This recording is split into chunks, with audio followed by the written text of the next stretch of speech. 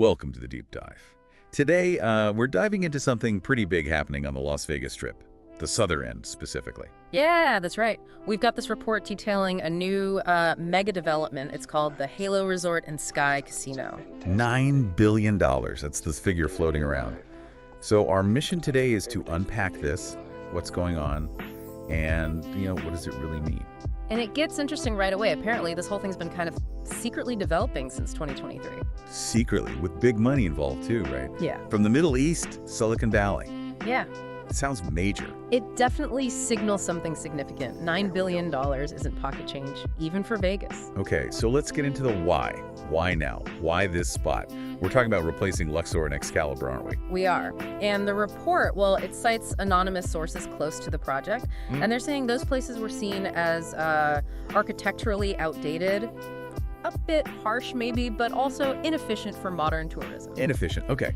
So basically not hitting the mark for today's luxury traveler, perhaps.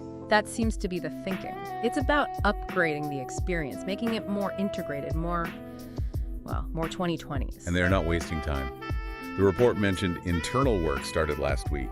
Deconstruction. Yeah, internal deconstruction and full external demolition, the really visible stuff, is apparently slated for early summer. So soon. Wow, that's fast. And the location itself is, it's becoming quite the hub down there. Oh, absolutely. Think about it. Right next to T-Mobile Arena. Right. Across from Allegiant Stadium. And basically neighbors with the planned A's baseball stadium. It's smack bang in the middle of this growing sports and entertainment zone. It definitely feels like they're tapping into that whole shift in Vegas identity. Less purely casino-focused, more events like F1, the Super Bowl recently. Your World Cup coming up too, exactly.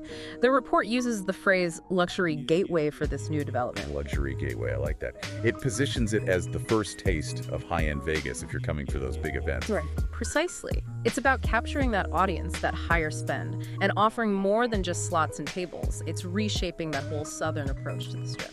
Okay, so paint us a picture. This Halo Resort, what's it actually going to be like?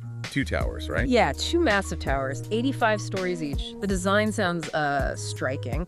Shimmering gold and glass. Very Vegas. Very Vegas, but maybe a newer kind of Vegas. Inside, it's all luxury suites, penthouses, and these sky villas. Sky villas, okay, what are those? Like super penthouses? Sort of. Think ultra-luxury apartments, but with all the hotel services, plus, insane views. And the name, Sky Casino. That sounds unique. A casino on the roof. Literally.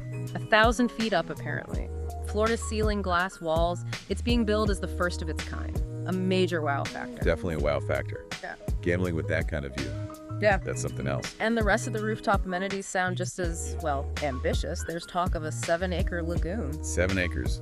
On a roof. With floating cabanas, no less. Plus an indoor rainforest. An indoor rainforest. In the desert. Okay. And, get this. A Michelin-starred underwater restaurant. Underwater? How? Where does water come from? Is that part of the lagoon? It's almost hard to picture. It is pretty wild, but it all points towards creating this incredibly immersive, almost fantasy-like destination. Yeah. Not just a hotel, but an experience. And they want everyone to know it's there, even before they land.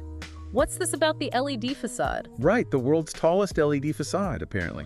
Showing live visuals, things you could see from planes landing at the airport. Making a statement from the air. That's quite the welcome. It's a huge visual marker, part technology showcase, part massive advertisement, really solidifies it as a landmark instantly. So the big question, when does this all become reality? What's the timeline? The target opening is early 2029. Which sounds far off, but for something this size. It's pretty quick, actually. It is, and the port even mentioned rumors of potential pre-opening stays, like soft openings, maybe summer 2028. Okay, so maybe just over 4 years until we see people staying there, potentially. If everything stays on track, yeah, it shows they're serious about getting this built relatively fast. All right, so let's recap. The southern end of the Strip is getting a major facelift.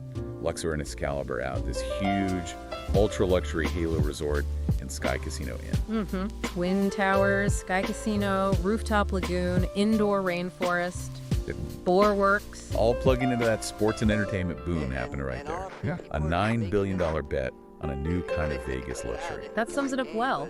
It's a clear move towards a more diverse, maybe more upscale Vegas experience overall, a significant evolution for the city. Which leaves us with something to think about. For you listening, how does a transformation this massive, this focused on luxury, change the character of Vegas? Does this luxury gateway make the Strip feel different, maybe less accessible?